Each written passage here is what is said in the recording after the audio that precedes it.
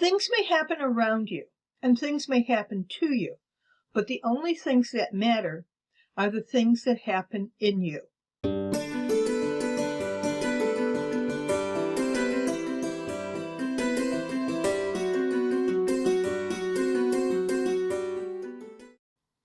Hi, I'm Linda Watson-Call.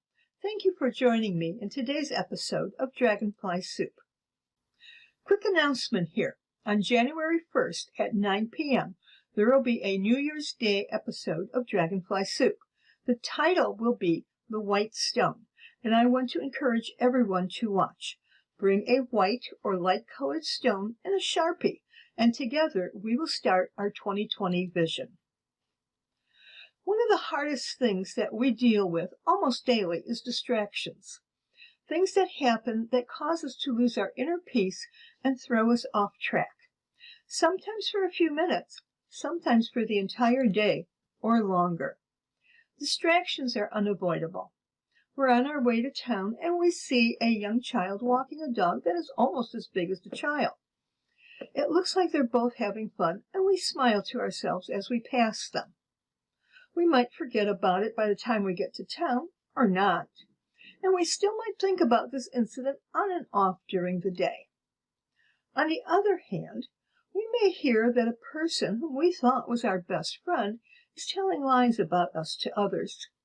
We're hurt about this, and we have a hard time concentrating on anything. We're thinking that we should confront her about this, but we're sure it'll just end up in a big argument. But we can't ignore it either. So we spend 2 or 3 days trying to decide what would be the best thing to do. Now, these are just 2 examples of typical distractions that can happen in our lives. Sometimes the distraction is trivial or entertaining, and sometimes distraction is bigger than life, and it takes us a while to figure out how to deal with it. And sometimes the distraction is such that it makes us stop entirely, reevaluate our life and our goals, after which we may decide to do something completely different. In any of these instances, we no longer have our inner peace. Unity author Reverend Eric Butterworth once wrote, "Things may happen around you, and things may happen to you, but the only things that matter are the things that happen in you." Things happen around us all the time, and it's our choice how we react to them. There's no right answer here.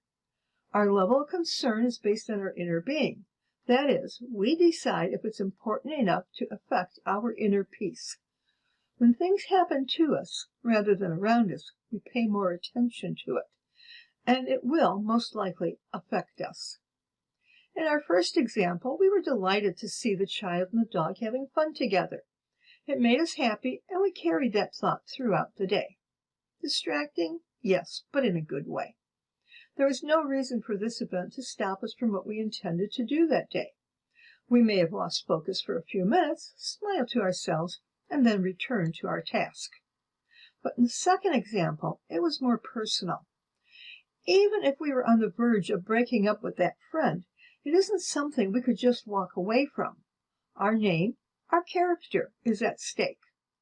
So we decide to meet with that person and in a very non-confrontational way, ask if the rumors that we heard were true.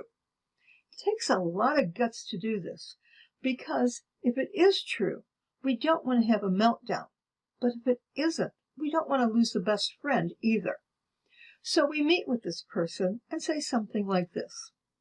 We've been good friends for quite a while now, and I enjoy the things we do together. But someone came up to me the other day and said that I was only friends with you so that your mother could give me a ride to school and I don't have to take the bus. I'm really concerned that you're feeling that way. After some discussion, we find out that the friend did say her family gave a ride to school every day, but she never said anything that it meant that we were only friends for that reason. We decided that the other person must have misunderstood, or maybe was just trying to cause a problem. By taking a chance and phrasing it that way, we ask for clarification instead of being confrontational. We find out what happened, and our friendship is saved. In both of these examples, we were able to keep our inner peace and move forward. But what if something happens if you can't? What if something happens and it's so dramatic that your inner peace is shattered? When you no longer can find inner peace because of a distressing event, it may be time to change the direction of your life. Vitaly Brahmani created vulcanized rubber sole after 6 of his mountain climbing friends died in a snowstorm in the Italian Alps. He decided that it was the climbers' boots that were partly the blame for the deaths and spent over a year designing a rubber-soled boot. His boot was also credited with the success of Ardito da Seo, who became the first person to reach the summit of a mountain, K2, in Pakistan. In this case, Brahmani regained inner peace knowing that his boots can not only save lives, but can also help other climbers become successful.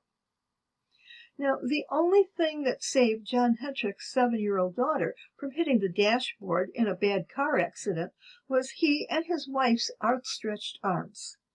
When he realized that his daughter could have been fatally injured in that crash, he started exploring ways to make safety cushions for cars. Although the airbags did not become standard equipment until 20 years later, it was his efforts that paved the way for this life-saving device. Working on this concept gave him both a purpose for his life and restored his inner peace. Now, in 1912, Garrett Morgan watched as firefighters battled smoke in burning buildings.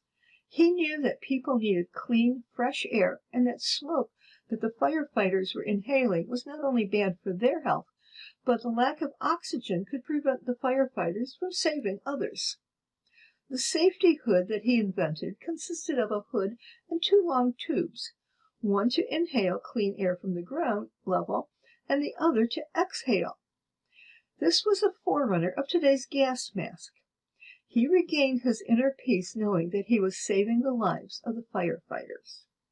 Now, we don't have to make historic inventions to restore our inner peace when it's shattered, but we do need to look within ourselves and determine what we can do to keep us moving forward. Please share, either in comments or in a private message, how you plan to keep or restore your inner peace. Be sure to click like for this week's episode, and while you're at it, share it with your friends.